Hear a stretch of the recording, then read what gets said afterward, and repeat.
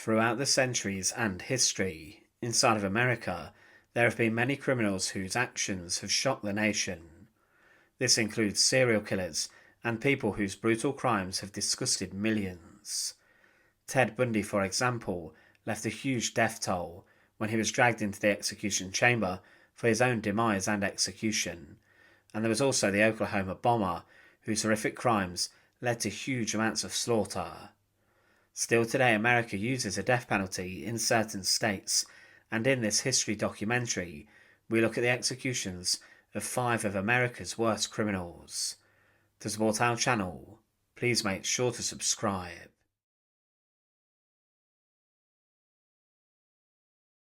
Ted Bundy was born on the 24th of November 1946 in Burlington, and he was said to have been at times throughout his life a charming, articulate, and intelligent fellow, and many believed that he was someone who could never carry out terrifying crimes. But even when he was a teenager, he had exhibited some signs that, let's say, were abnormal, and there were indications that something was not right with Ted. He later recalled in interviews being rather antisocial and shunning people, and he would wander the streets into the evening looking for explicit material and even open windows. He would then clamber up these and spy on women who were not aware of his presence. He did get away with this sort of behaviour, however did have a juvenile criminal record for theft, and when he turned 18, this disappeared from record. But he then graduated college, and things seemed to calm down a bit, and he looked towards a career in law or even politics. But Ted Bundy's real obsession was darker, and it was in assaulting and killing. His earliest victim that has been confirmed and attributed to him came in 1974, and he had a type of victim that he specifically focused on. He preyed on young, attractive college women close to his home in Washington, and then in different places where he moved to, such as Colorado, Utah, and Florida. He would use disguises and deceit to lure women, making them feel sorry for him, as he sported his arm in a sling or wore a fake cast. He would then charm these women, and he often convinced them to help him carry objects to and from his car, but he also impersonated police officers and others to gain their trust. Once he had them in his Volkswagen Beetle car, he then smashed these women over the head with a crowbar, pipe, or other weapon, and he would then, after knocking them out, force them into the vehicle and handcuff them. He even had the passenger seat taken out, so he could store his victims better on the floor, so they were out of sight of other vehicles. In this manner, Ted Bundy managed to murder many, many women, and he usually strangled or bludgeoned them to death. After death, he also performed unspeakable acts upon these victims, before he then disposed of their corpses, or even worse, took them back to his home. He even took the heads off some of his victims and displayed them in his apartment. But as the crimes and number of victims increased, there was a lot of speculation about a terrifying serial killer operating within America, preying on young women. There were a number of descriptions of a suspect, and some people even contacted the police to report Bundy about the fact he matched a number of the descriptions which were given. But the police continued to rule him out, as he even managed to charm them, and they believed the man like Ted could never commit such harrowing crimes, and they were looking for more notorious members of society. Because of this, Ted Bundy managed to continue killing, and he avoided capture, and he also knew how to leave very little trace of evidence at the crime scene, and he was evading forensic science also. He was first arrested on the 16th of August 1975 in Utah as he drove off from a police car. But when his vehicle was stopped, found in the car was an assortment of Bundy's paraphernalia that he had used to assault, kidnap and murder his victims. Found were masks, rope, handcuffs and other weapons, but there was nothing that could definitely link him to the crimes. He managed to escape custody the following year, but was recaptured within a week, and he then managed to flee a second time in late December 1977. He managed to get to Florida, where he continued to kill. He slaughtered at least 6 more victims, 5 of them being members of the Florida State University, and he was arrested for a traffic violation and was then finally kept in jail. His trial was a media circus, and strangely some groups of women even tried to stick up for Bundy, as they believed he was too good looking, charming and handsome to be such a monster. But regardless, he was sentenced to death, specifically 3 death sentences he was given. Bundy tried to appeal a number of times, and he later confessed, claiming he had murdered 30 women, but others believe that his overall death toll was higher. His execution time had come, and there was outside of Florida State Prison the night before a party atmosphere. On his last night alive, Ted Bundy called his mother twice. There were many outside the prison who were drinking beer and chanting for Bundy to burn, and they celebrated his impending death. He was given a final meal, and he selected steaks, hash browns, eggs and toast. But he did not even touch this, and he went to the execution chamber on an empty stomach. There were allegedly 42 witnesses who were there to see the final breaths of Ted Bundy, and the execution occurred roughly at 7 a.m. on the 24th of January 1989. He was to die on the electric chair. One eyewitness wrote of what happened that Superintendent Tom Barton asked Bundy if he had any last words. The killer hesitated. His voice quivered. "I'd like to give love to my family and friends," he said. With that it was time. A last thick strap was pulled across Bundy's mouth and chin. The metal skull cap was bolted in place, its heavy black veil falling in front of the condemned man's face. Barton gave the go-ahead. An anonymous executioner pushed the button. 2,000 volts surged through the wires. Bundy's body tensed and his hands tightened into a clench. A tiny puff of smoke lifted from his right leg. A minute later the machine was turned off and Bundy went limp.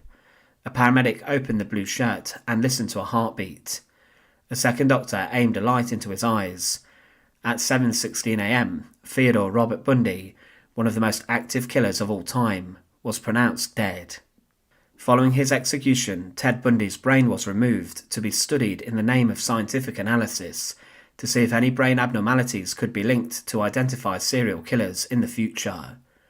There was no evidence found on Bundy's brain indicating an injury, which made the reasons why he killed even more bizarre and mysterious. By day he was a charming law student, but he was a beast and a brute by night, who was known for some of the worst crimes in American history. His body was cremated and his ashes were scattered in the Cascade Mountains in Washington, as Bundy requested. He would shockingly be scattered in the very same mountain range where he concealed and dumped at least 4 of his victims, and it is strange that this request was allowed for such a monster.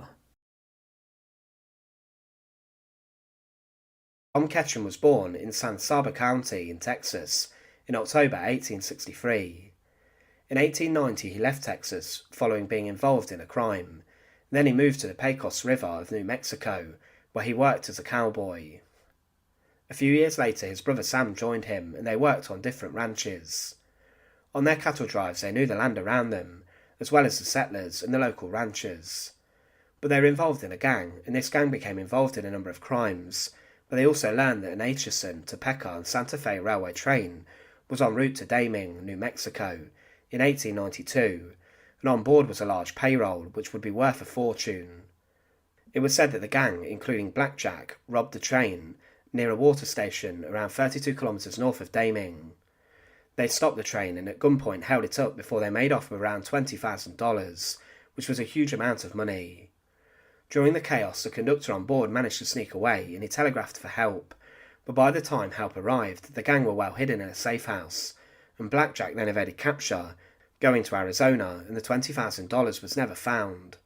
He was well known in the area, as he with his gang would do business with other outlaws of the day, and they supplied them with beef and horses, working with other criminals. Another crime linked to Tom Ketchum was the murder of a neighbour named John N. Powers in Tom Green County in Texas on the 12th of December 1895. It's believed others were accused originally of the killing, but Tom would later admit he took part in the murder and was paid to do it. But after this, he and his brother Sam left Texas and hit the outlaw trail, but then the Ketchum gang grew, and they became well known in the many dance halls and saloons in northeast New Mexico. The men of the gang were considered well-mannered and respectful. They had the best horses and flashed money around, and claimed to be cowboys, and many women in different towns were infatuated by their manners and their money. It's believed that in February 1896, Tom Ketchum was involved in the disappearance and murder of Albert Jennings Fontaine and his son, with Albert being an American attorney. The gang continued their crime spree, and Black Jack robbed many other stores, including a post office. On the evening of the 12th of June 1896, the gang rode into Liberty and purchased supplies. A thunderstorm began, and they were invited to take shelter inside of a store. But the next morning the store owner found that the shop and post office had been robbed, and he then gathered a group of men and hit the outlaw trail.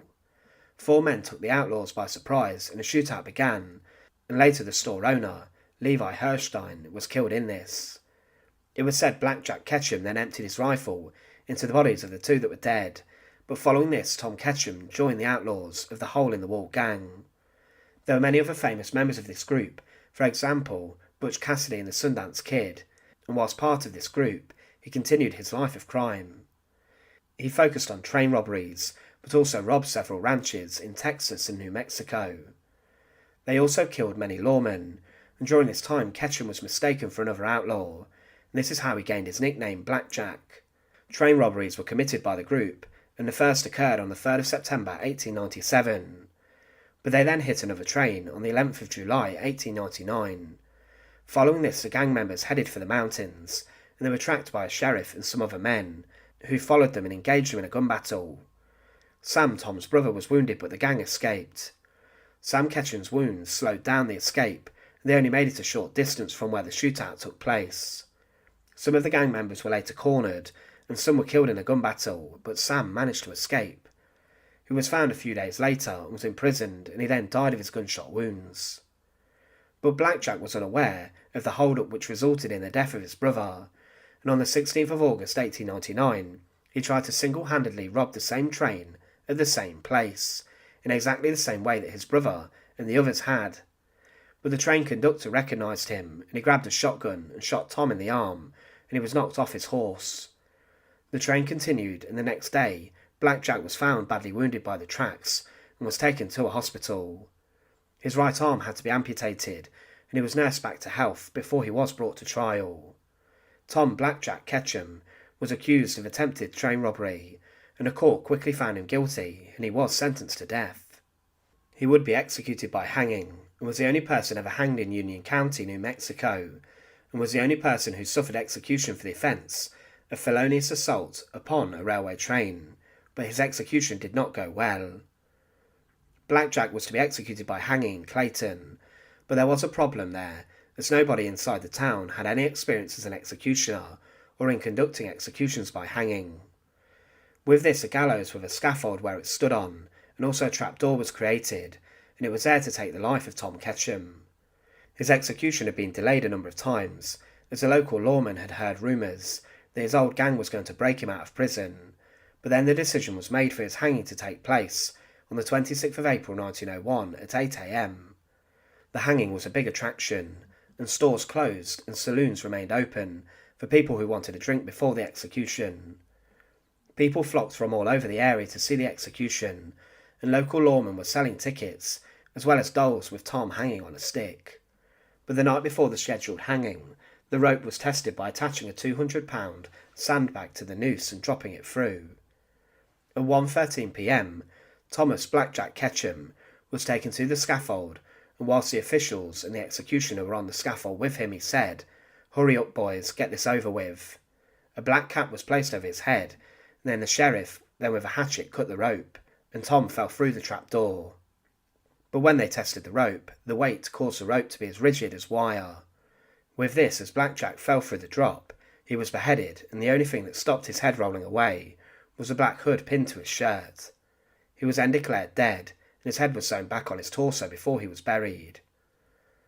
Tom Black Jack Ketchum was one of the most notorious outlaws operating in the Wild West, and he, along with his gang, terrorised ranch owners, store owners and train drivers. He was a bold man who knew no limits to his crimes, and he was a skilled criminal. But at the age of 37 he was executed, as he bit off more than he could chew, with trying to hold up and rob a train on his own, in the same way the others had. But his execution went terribly wrong, and was very bloody. Aileen Wuornos was born in 1956, and her mother was 16 when she gave birth to her. She never met her father, and her father was a schizophrenic, and she was abandoned by her mother at the age of 3. She was adopted by her grandparents, but these were both alcoholics, and inside of her household, she was regularly assaulted by her grandfather and was beaten badly. At the age of 14, she became pregnant, having been assaulted by a friend of her grandfather's, and then she gave birth to a boy who was placed into adoption, and shortly after she dropped out of school. At the age of 15, her grandfather threw her out of the home, and she supported herself through prostitution, and she lived in a wood near to her home. She began to indulge in a life of crime, and was arrested for a DUI at the age of 18, but then Aileen hitchhiked in 1976 to Florida and met his 69-year-old yacht club president, Louis Fell. The couple married, and Aileen was involved in a number of assaults at the local bar, and she did go to jail. She hit her husband, and he issued a restraining order against her, and she was later arrested again for breach of the peace and assault. The two would annul their marriage, and further legal issues continued. She was later arrested in Miami, after she stole a car, and also had a revolver on her person. In 1986, she met Tyria Moore, a hotel maid, and they moved in together, and Wuornos would claim that she loved her. However, when the pair moved in together, Aileen supported them with prostitution. Despite being a violent individual, Aileen would take things further, and she would murder 7 men inside of a 12-month period. The first victim was Richard Mallory, who was 51, and Wuornos would claim he assaulted her and drove her to an abandoned area, and that she killed him in self-defence. Mallory had been a previous violent offender, and he was murdered on the 30th of November 1989, and his body was found 2 weeks later, and he'd been shot a number of times. The second victim was David Spears, who was a 47-year-old construction worker, whose naked body was found along Route 19, and he had been shot 6 times. His body was found 7 months after Mallory's. The third victim was a part-time rodeo worker, and his body was found in the Pisco County, and he had been shot 9 times, and his body was wrapped in an electric blanket and was in a bad state of decomposition. The next victim was Peter Sims, a 65-year-old retired seaman whose car was found abandoned. Wuornos and her partner were seen abandoning this, and Aileen's palm print was found on the door handle, but the body was never found. Troy Beres was a 50-year-old salesman who was reported missing at the end of July 1990, but then a few days later his body was recovered with 2 fatal gunshot wounds. The next victim, Charles Humphrey, a retired US Air Force major and former chief of police, was found fully clothed and had been shot 7 times in the head and the torso. But the final victim of Aileen Wuornos was Walt Antonia, a 62-year-old security guard whose nearly naked body was found on a remote road with 4 gunshot wounds in it. Her fingerprints were found all over the crime scenes, and she was later arrested on the 9th of January 1991 on an outstanding warrant. But Tyria Moore, her companion, was found and agreed to get a confession from Aileen to escape prosecution. On the 16th of January 1991, Wuornos confessed to the murders and claimed the men had tried to assault her and that she killed them in self-defence. She was placed on trial, but at trial the defence testified she was mentally unstable and suffered with a borderline personality disorder and antisocial personality disorder. But she was sentenced to death. She was then tried for the other murders and the murders of the 7 men she killed, and she made out to the defence to have been a psychopath, but then there were a number of inconsistencies in her story regarding self-defence. After she was sentenced to death, she was held in a Florida prison on death row for women. She later wrote that she robbed them as cold as ice, and I'd do it again too. There's no chance in keeping me alive or anything, because I'd kill again. I have hate crawling through my system. I'm so sick of hearing this, she's crazy stuff. I've been evaluated so many times. I'm competent, sane, and I'm trying to tell the truth. I'm one who seriously hates human life and would kill again. Her lawyers continued to push that she was not mentally competent, and to execute her was condemning an ill person. She claimed that the prison guards urinated in her food and tarnished it with dirt, and she said they wanted her to take her own life before she was executed. She complained of ill treatment and pure hatred towards her, and she began to boycott showers and food. In her final weeks before her execution, she gave a number of interviews and spoke about being taken away to meet God and Jesus and the angels, and she also claimed her head was tortured and her head was hurting from the pressure. She also claimed that food poisoning had gotten worse, and she blamed society for executing a woman who was quite clearly very damaged. But she was the first woman to ever fit the FBI profile of a serial killer, and for this she was to be executed in 2002 by lethal injection. Compared to historic execution methods of the past centuries, for example hanging, drawing and quartering, or execution by axe, this is considered one of the more humane execution methods, if there is ever one. There have been examples throughout the decades where this has been performed poorly, but her execution was scheduled for the 9th of October 2002. She was offered a last meal, and was offered anything under $20, but she declined this and instead just asked for a cup of coffee. It was said that her final words were, "Yes, I would like to say that I'm sailing with the Rock, and I'll be back, like Independence Day with Jesus, June 6th like the movie. Big mothership and all, I'll be back, I'll be back."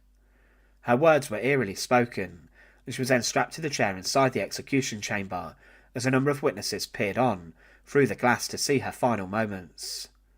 At 9:47 a.m. she was declared dead after the combination of drugs were injected into her system that led to her body to shut down in a matter of minutes.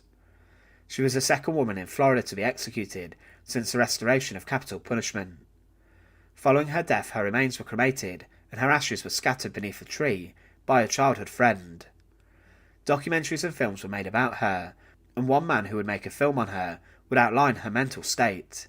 He said, "I think this anger developed inside her, and she was working as a prostitute. I think she had a lot of awful encounters on the roads, and I think the anger just spilled out from inside her and finally exploded into incredible violence. That was her way of surviving. I think Aileen really believed that she had killed in self-defense. I think someone who's deeply psychotic can't really tell the difference between something that is life-threatening and something that is a minor disagreement. That you could say something that she didn't agree with. She would get into a screaming black temper about it. And I think that's what caused these things to happen. And at the same time, she wasn't in those extreme moods. There's an incredible humanity to her." There has been much debate about Aileen Wuornos and her mental state, and whether it was fair to put the woman who, despite killing 7 men, was clearly damaged to death. It led to much speculation about whether she was actually mentally ill, and whether her past influenced her to the point that made her a serial killer. She had many behavioural problems, and could not make and maintain strong relationships, and she also had an explosive temper.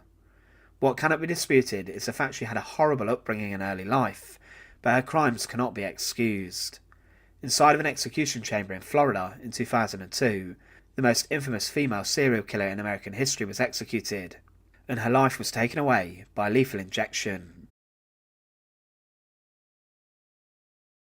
Barbara Graham was born Barbara Elaine Ford on the 26th of June 1923.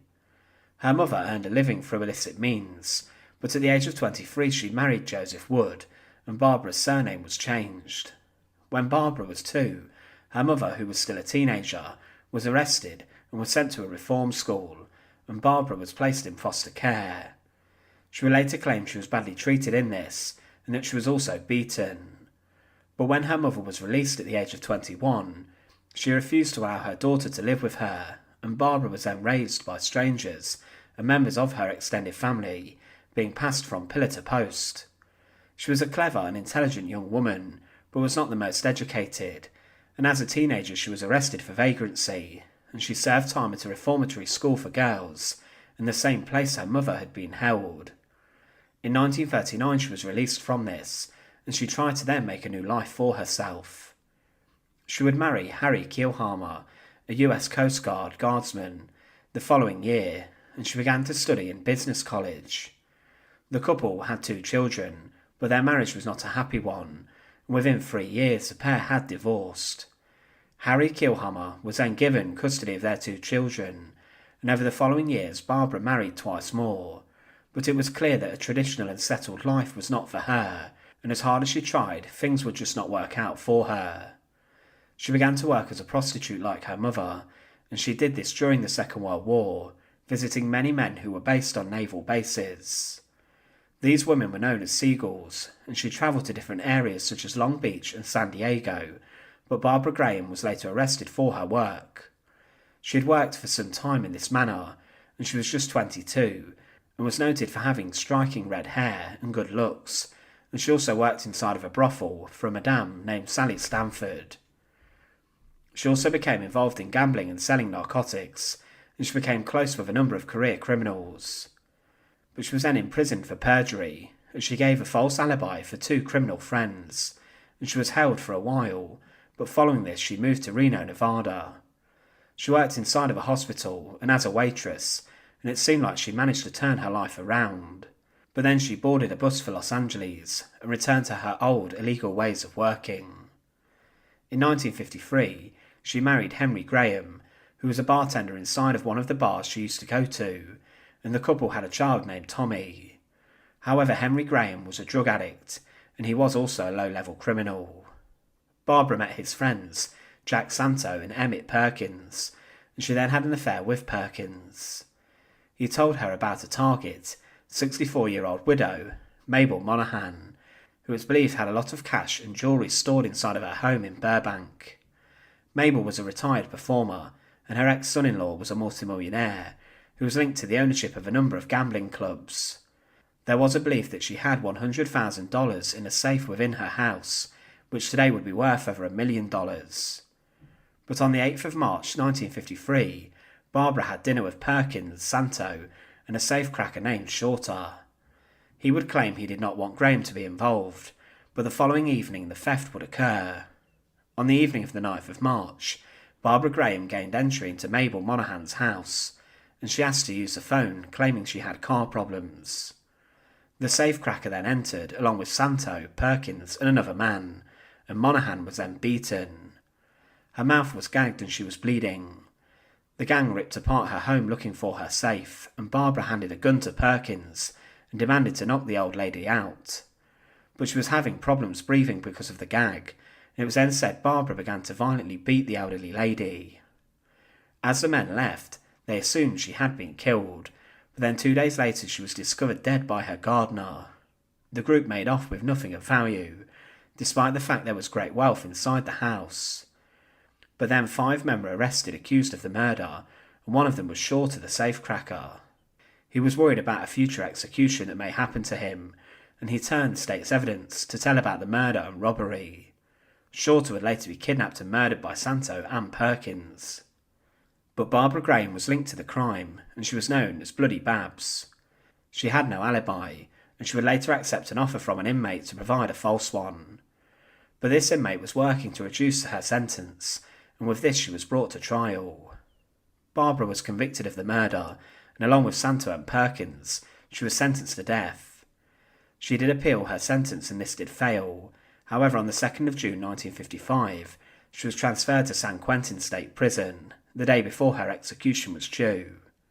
She was to die through the gas chamber, which today is not the most common execution method used in America. On the day of her execution, it was scheduled to take place at 10 a.m, but she was then given a short stay of execution for 45 minutes. The judge then said her execution would then take place at 11:30 a.m. Barbara Graham replied, "Why do they torture me? I was ready to go at 10 o'clock. At 11:28 a.m, she was led from her cell and she was taken into the execution chamber, where the gas chamber was. She requested a blindfold so she could not see the people who were looking on, and her final words were, "Good people are always so sure they're right." She was advised by the executioner that taking a deep breath of cyanide would make her ordeal quicker and easier, and she replied with, "How the hell would you know, you silly rascal?" The executioner would then write of her final moments. He said, "We had her strapped in. She was given 2 stays. We had to open the door and unstrap her and take her back to her cell. She didn't go until 11:30. She was supposed to go at 10. I patted her on the leg and told her to take a good whiff." The executioner then lowered the lever that caused the cyanide pellets to drop into a bowl of sulfuric acid, which was under Barbara Graham's chair. Within 30 seconds, Barbara slipped out of consciousness, and she then rocked forward 4 or 5 times before her head fell. She was quivering and shaking to her death. Bloody Babs, or Barbara Graham, was a woman who had a rather tough life, and she would fall into the same sort of work that her mother did. She did not have the best start in life, and stumbled towards a life of crime. She was a cold-blooded murderer, whose actions were supposed to result in her getting rich from theft, but she could not help herself but kill a woman who was elderly and vulnerable. Her execution was one which was slightly different, and she did receive a couple of stays of execution for some reason, but she would never be reprieved. Timothy McVeigh grew up in rural New York State, and from an early age he expressed an interest in guns and weaponry. He went to high school and graduated, and then attended a local business college. But around this time he discovered a book known as the Turner Diaries. This book changed his life, and the neo-Nazi piece of fiction documents a truck bombing of the FBI headquarters in Washington, D.C., and the book tapped into the mentality of McVeigh, who had a growing distrust for the government, and who was paranoid that the US government would repeal the right to bear arms. He served inside of the US military and enlisted in 1988, and he was inside of the army considered a skilled and disciplined soldier, and was even awarded a Bronze Star for bravery during the Persian Gulf War. He was also considered a possible candidate to join Special Forces, but he backed out of this training after 2 days, and from this his opinion of the army and the military went downhill, and he left the army in 1991 and took an early discharge. When he returned to New York, he could not find a job, and he met up with 2 of his friends from the army, Terry Nichols and Michael Fortier. They attended gun fairs together and sold weapons throughout the US, but another event had a profound effect on McVeigh, and that was the Waco siege in 1993.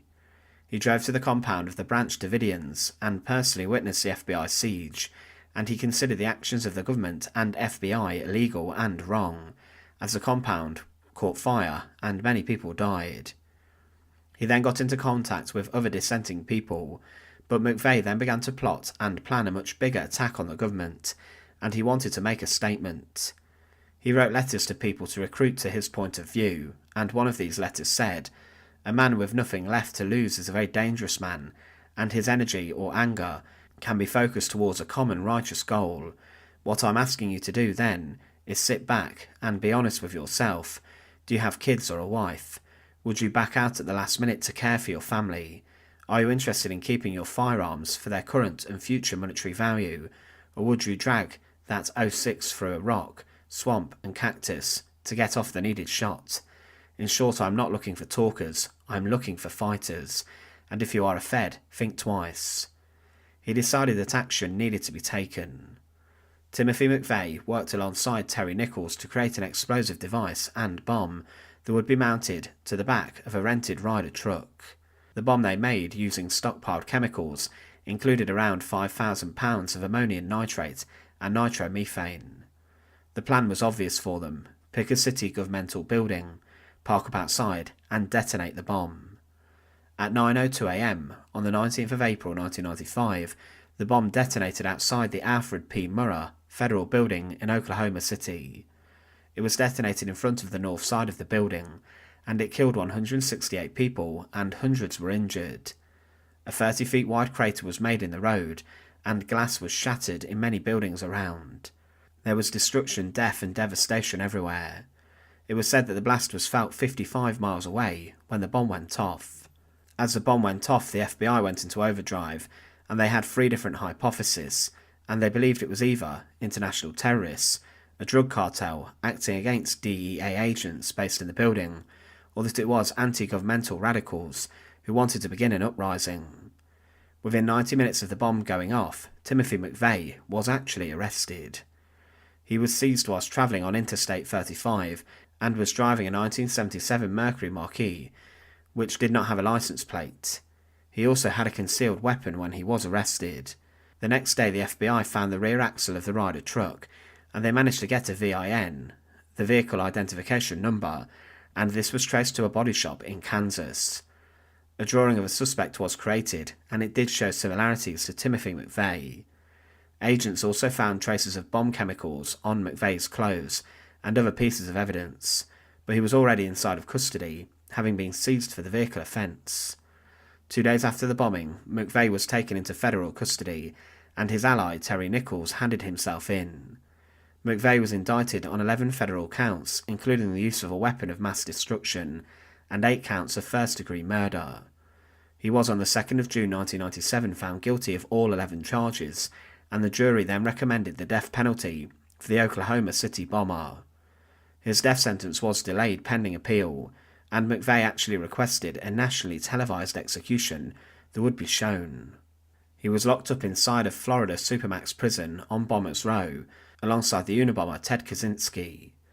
The day before his execution, McVeigh stated, "I'm sorry these people had to lose their lives, but that's the nature of the beast. It's understood, going in, what the human toll will be. If there is a hell, then I'll be in good company, with a lot of fighter pilots who also had to bomb innocents to win a war.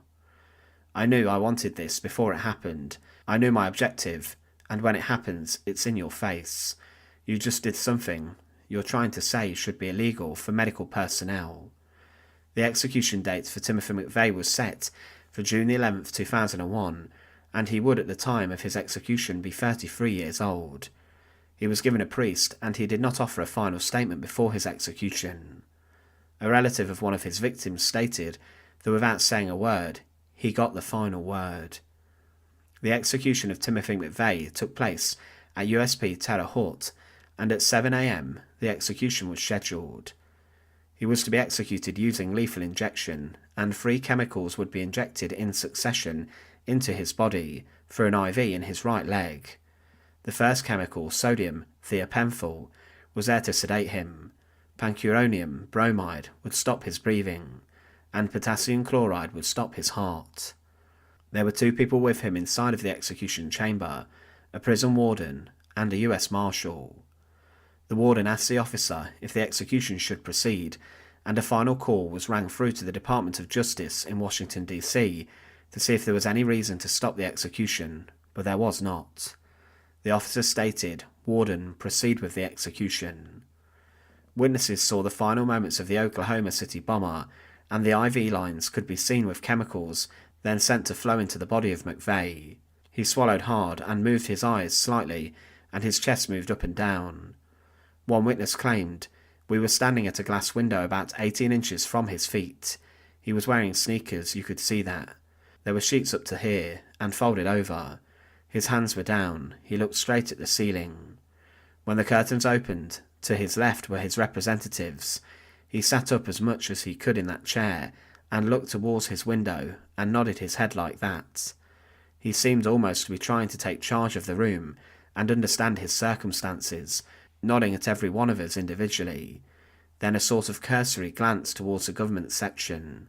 He lay there very still. He never said a word. His lips were very tight. He nodded his head a few times. He blinked a few times." Another witness claimed that Timothy McVeigh had a blank stare, and that he died with a look of defiance on his eyes.